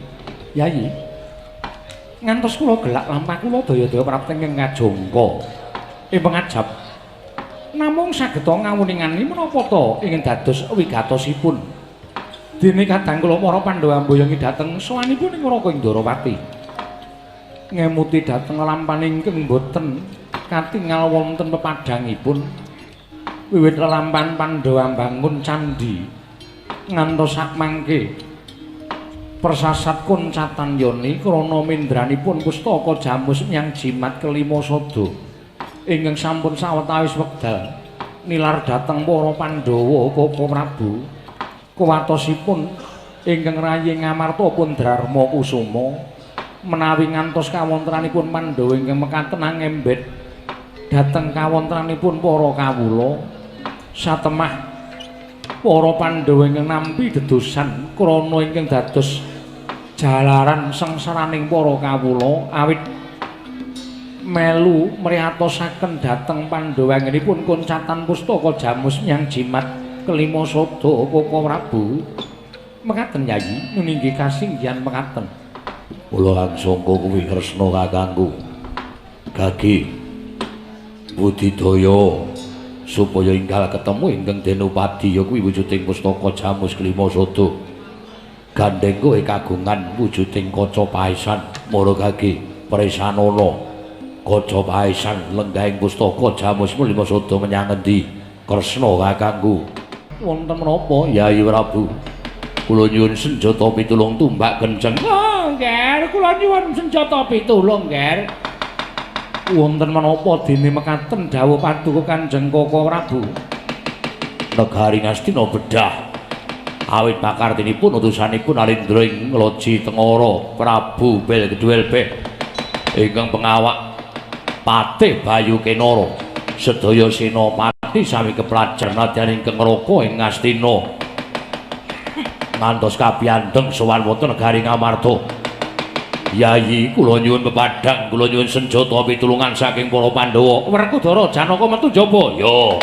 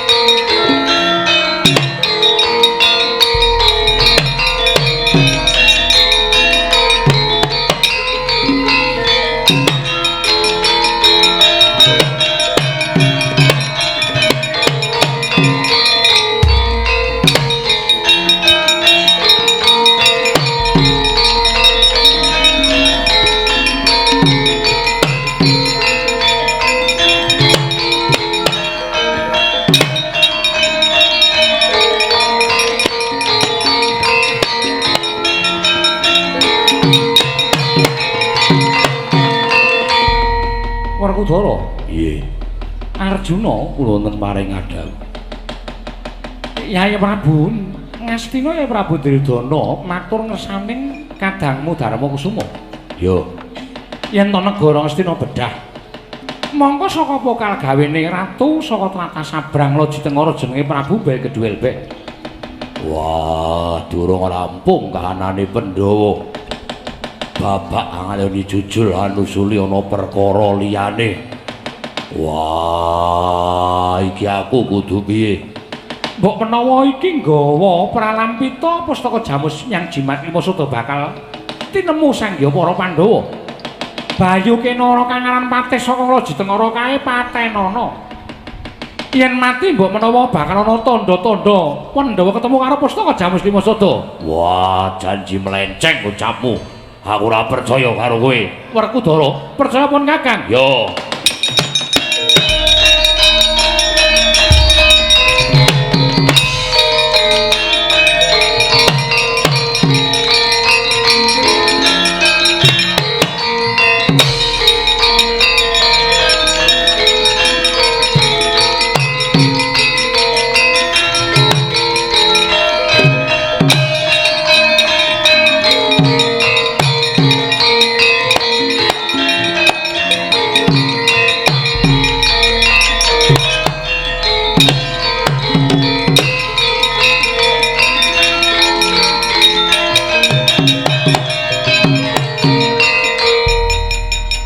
Satria bagus tanpa cacat sapa? Tambo marang aku Raden Janaka kowe sapa? Patih Bayu Kinara. Kowe ingkang bedah negara Ngastina dasar para nyata. Ayo sirnakno Janaka lakon nghukum negara Ngastina, kelakon tinjung akhirat nyawamu.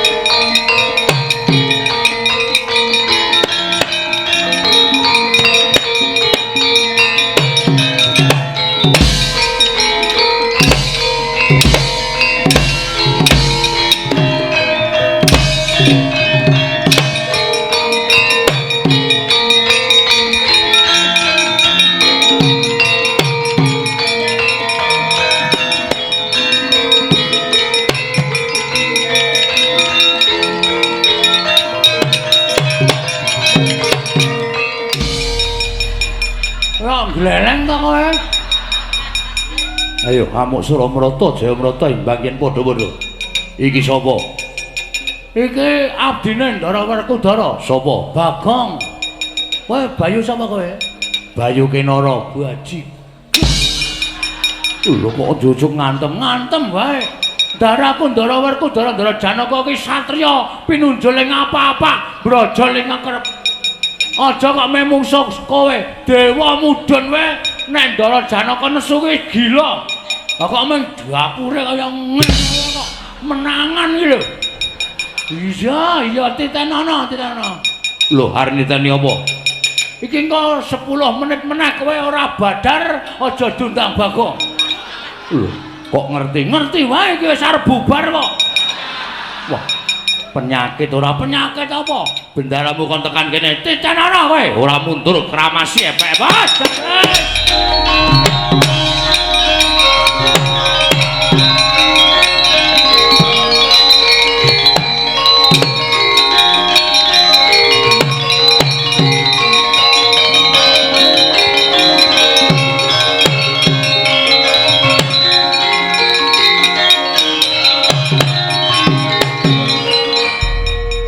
Janaka kok mundur. Kawon kok Prabu. Lenanging jagat lan curing bawana kok kalah karo wujuding Patih Bayu Kinara. Nyatanipun kawon. Nek cara aku isin Den. Adiwas nek gleleng ning ngarepe bojo-bojone pirang-pirang kae. Gleli. Dene kaya ngono karo Patih Bayu Kinara kok kalah. Nyatane kalah Petruk. Beto pusaka. Pusaka ora tumama, jemparing ora tumama. Wis aja paksa Petruk ben mundur. Ben mundur Janaka kesel. Oh nggih. Ngaso. Iya. Andane yo ngayel. Ngopo to kene iki? Awiran disalah apa-apa kok. Mbek. Wedhuse disade pinten, Mas? Wedhus cengelmu kuwi. Werkudara ya kalah. Alah. Kuku Pancanaka. Wah, ora tedas. Mula sok dikikir. Wah, kalah. Mundur. Yo, wah, Petruk mecicil ngopo? Ngece. Mboten. Ngece. Iya kowe. Ditenono kowe. padake lulu. Kowe ana wonge to ana ngene kok. Salahe ireng gendong motor kowe. Saka ngendi kowe? Saka ngendi? Perang no. Lho. Bagong ki perang. Wah. Nyepelekke sampean. Arep kaya ngene iki cinta tanah air. Rumangsane pandhe. Arep kaya kula niku tresna karo bumi wutah getih kula. Inggih nika negara Ngamarta. Nek Ngamarta dijeki wong kaya Bayu Kenara, kula ora trima. Terus kula perang. Kalah apa menang? Pengestune kalah. Wong kalah kok njaluk pengestu mundur, nggih. Ngapa truk mecicil? Ngeceh ya kowe? Ora, ngeceh wae. Karo adine kok kalah, Bagong nika ngeyel ora. Iya. Lho. Kok andang teko meneh. Wah, kula niku nek watak kula niku kaya Ndara Antasena. Lho. Ndaramu Antasena. Heeh, anu iya, anu nggih. Watake piye? Moh kalah nek wis tekaning pati kula ngaku kalah nek wis remuk. Mula kula maju melih. Lho. Lah kok ming dilit? Kula niku nek perang ora tau suwe kok. Asli niku tenan. Ya usia lah. Usia. Kalah apa menang? Kalah mundur mesake nggih matur sembah niku. Ngapa truk mecicil? Ngeceh ya. Gosek cah kok mubeng. Oh iya, ngubengi pendopo to critane. Ya. Titenono. Bagong, mundur kono, ngapa truk mecicil bles. Ben ilang-ilangan ndok siji mbok men. Delikke kene. Iya. Perang meneh. Pengestune nggih, kula niku cah kendele. Oh iya. Rumangsane padake. Saman pun ngerti bojo kula, Deng? Wis. Bidu-bidu to raine? Iya. Tak kamplengi. Cah kendele. Wong kendero bojone kok pamer. Emen gleleng. Kalah apa menang? Kalah. Mundur kono, mesake. Nggih, wis tak medal riki mawon. Wadut arep dilolohi empring raine kok ngerti ya ora. Ya, Petro, Nun. Kae nek ora sing methokke aku ora rampung-rampung. Ngastos Njata Cakra. Ora perlu, Petro, nggih.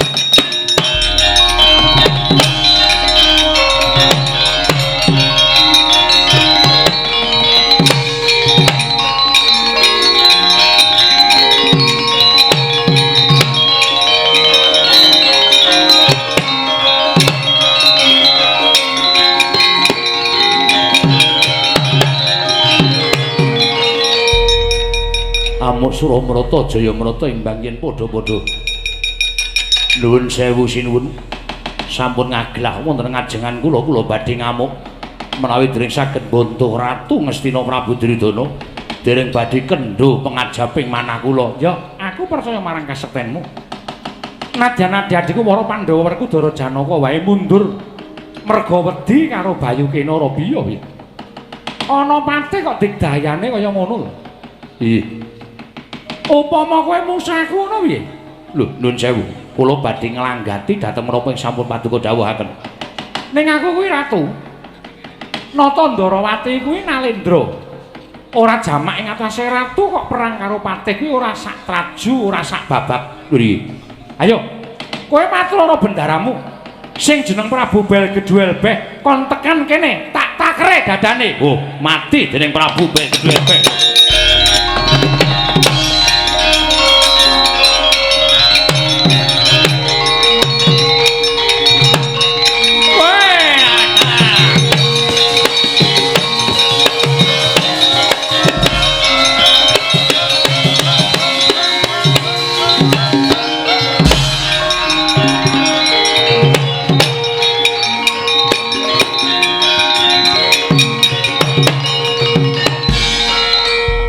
Iki ana ratu gegeblak. Wong angkat sikil dhuwure ora jamak. Ratu kok sepatune ukuran beda iki ratu ngendi? Jagat dewa Bathara. Nggugu karepe dhewe sapa iki? Ana ratu kok ireng tunteng iki. Lho kowe durung tepung karo aku to? Lho durung. Kowe lah dalan nek ngono lemu dadi ratu kuwi urung suwe, ha ta?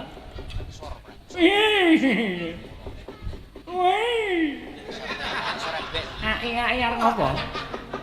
Ayo Prabu Duryudana bonto tangane rangket sikile wo kowe mungsuh nata Ndarawati kewirangan kowe ayo sokno pusakamu legane atiku wo tak nengke mati dhewe tak kandhani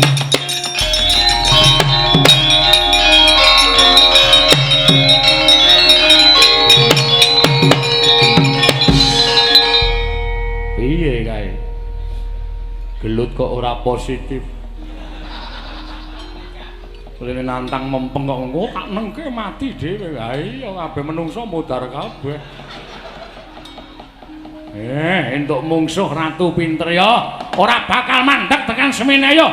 Amuk Suramrata, Jayamrata mangke padha-padha.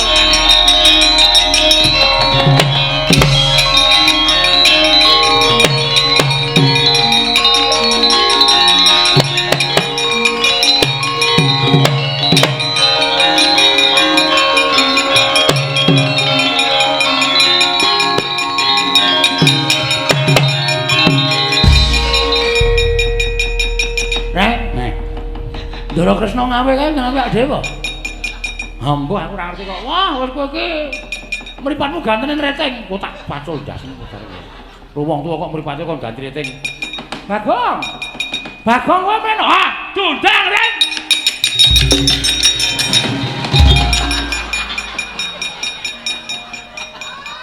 Matane nanangan ora. Nalindra lenggah kok tabrak wae nganti jungkel. Aku ki wong cacek e. Nek ora gak cekat-ceket ki wonten dawuh. Kowe entuk gawean, nggih, kersanipun. Ning mall nek tuku rokok ora. Anggawa tale ora tau nganu susuke dijaluk terus e, cedhi banget. Mung susuk 10 kowe jaluk kene. Kanggo parkir ngono. Kyai Jaladara kok parkir menengosik. Aku arep omong karo kowe. Omong kowe. Kowe ngerti gak sing maju kae Prabu Belgedwelbe? Prabu sapa? Belgedwelbe. Ratu Ngloji Tengara. Nggih.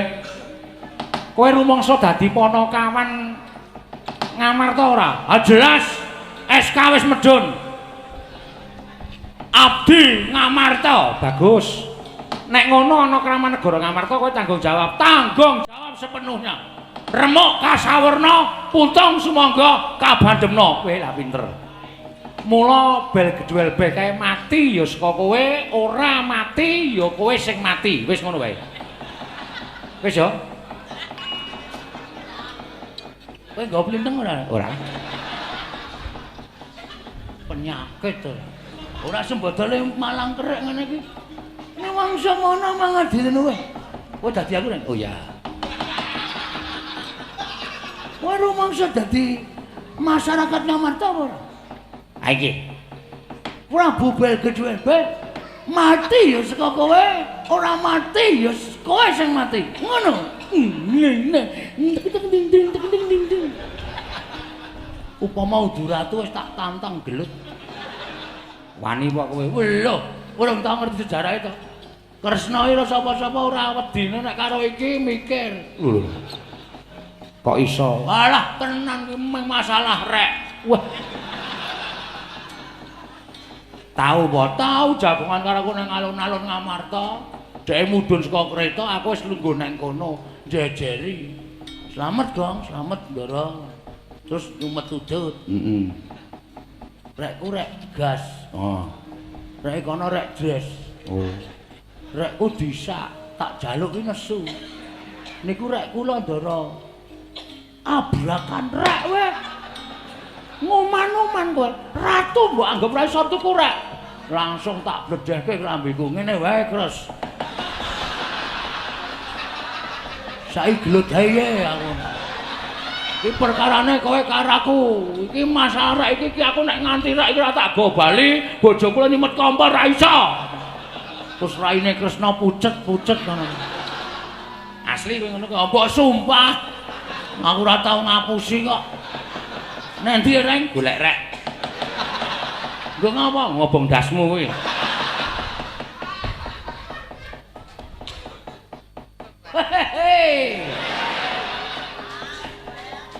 Aku ki sengit karo kowe. Ah sengit kok akon. Iki ora perkara aku sengit karo kowe ning kowe takon kuwi kowe masyarakat Ngamarta to. Masyarakat. Dek kapan kowe nantang aku perkara rek?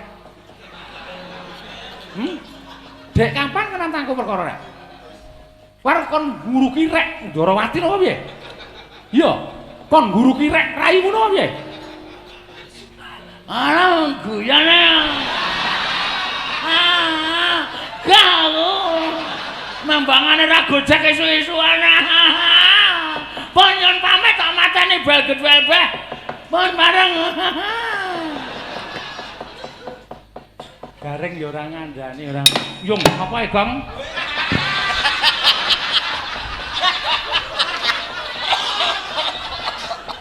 Ora ngandani aku wae. Nek ora ngeplak ngono keplak wae. Ana kresna ngomong. Wis senengane gawe kaget ora.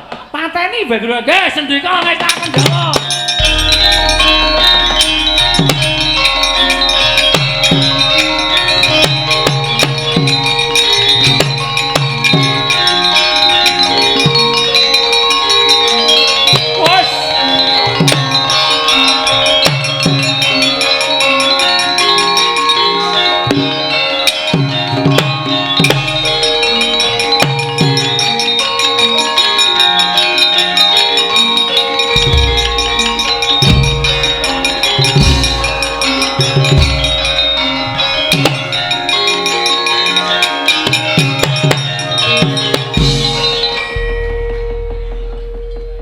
Sapa iki?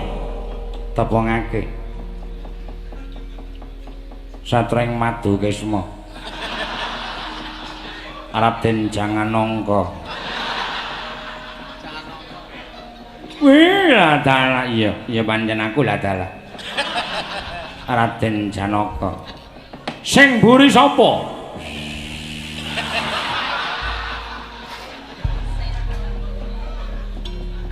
Rejo Dewati. Pater ora Kudara. Wah, sing ngapunten lho Ndara kula niku nggih put. Wah. Pak Kro nek Ndara tenan e. Iki ming wong kere-kere iki. Abdi Panakawan negara Ngamarta. Ayo. Aja kowe sing maju. Aku ora butuh mungsuh wong elek-elek. Ora butuh mungsuh wong kere-kere. Wes, kene wae, bel. Ki anane mung aku karo kowe karo Gareng. Sing mati kowe apa aku karo kakangku? Sing mati aku apa Gareng apa Gareng iki kata-katane piye? Omong seru ning rajang. Sing mati kowe apa aku ngono lho maksudku. Ayo kowe ngejak apa? Ngejak apa? Kok ketoke aku tepung iki. Kok ngerti? Sarunge mambu pertamak. Biasane nek dalang sepuh kae sarunge mambu bensin. Iki rada modern pertamak. Wah, rada larang. Irunge kae? Heeh. Engko gek? Sajake. Aku moh ngladeni wong kere-kere. Mikir aku arep liwat. Kok sik, brek-brek kok sik. Kena kowe jangkah mlebu tapel wates. Negara Ngamarta iso nglangkai bathange Nala Gareng iki mergane wae pangkal tayoni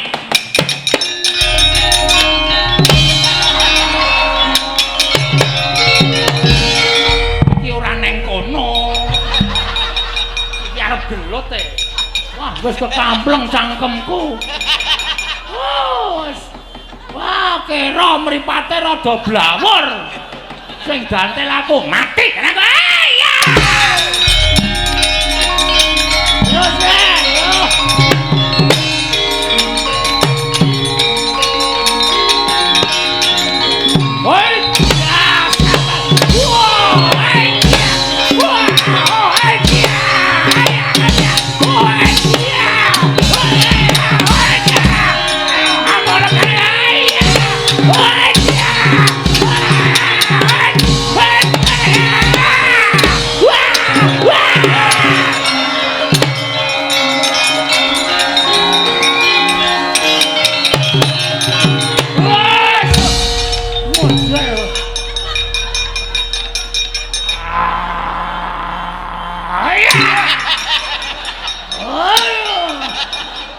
bubar gang. Apa ora? Aduh, Mas. Ora arep tak gawe macak kowe.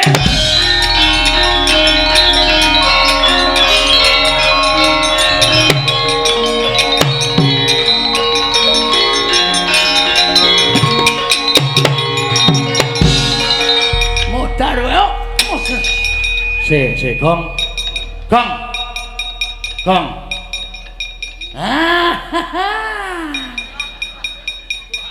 Asli ta cocok. Wah. Sok nyolongi tetesan pertama kowe ta. Penggeleleng itu. Asem raja aja. Ngopo? Rambutnya disemer.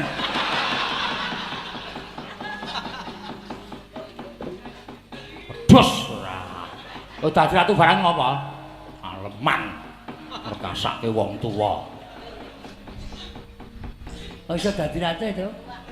Aku nggawa pustaka Jamus Lima Sada. Wah, jaman semono kae ya? Heeh.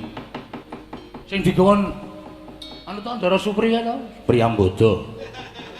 Ndara Supri. Ngarepe asline jenenge Supriyambada. Wis dipentoke dadi Priyambada. Heeh. Ndara Kresna kon tindarine kok. Hah? Ndara Kresna kon tindarine. Aku ora gara omong-omongan. Lho. Jotakane. Heeh. Masalahnya Masalah ya kon gelut karo kowe kuwi blas ra kaya apa-apa. Cetil kae. ya wis ben apa-apa. Sengit aku. Suatu saat nek ditimbali ning Ndarawati mbok yakin aku nek menyang. Ora mangkat. Ora. Nek Ndara Kresna nesu, Wis tau dadi gawe masalah karo aku to. Perkara rek. oh heeh. Ora ngerti kabare urung. Wah, tak critani. Aku kan tengah-tengah. Heeh. Ndara Kresna ki teko. Udut aku. Ah iya. Terus dhek ngetokke rek Zippo. Oh. Aku main gas. Wis nang kono kowe. Terus sipone tok gawa. Ora, apa masa aku kuat tuku Zippo. Ndara Kresna ki wong anu piyayi Nalindra Brewe. Ya. Ya Mas ya. Bagong nek karo ndarane ora apik kok Nun. Arep apa? Ngaturke pustaka Jamus Lima Sada. Lah rak tenan to.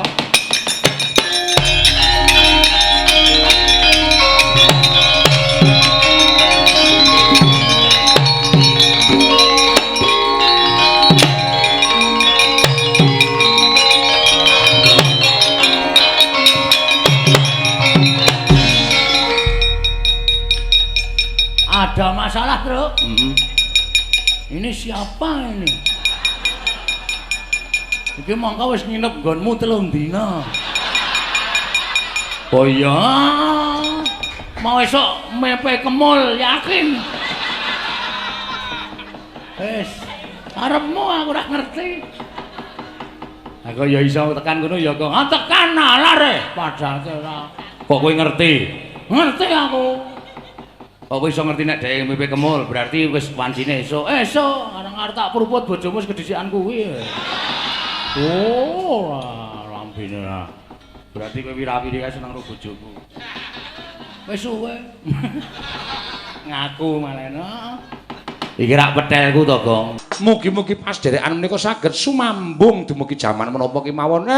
Mbok menawa Gusti ngeparengaken sang benjang saged pinanggih malih, Ndara.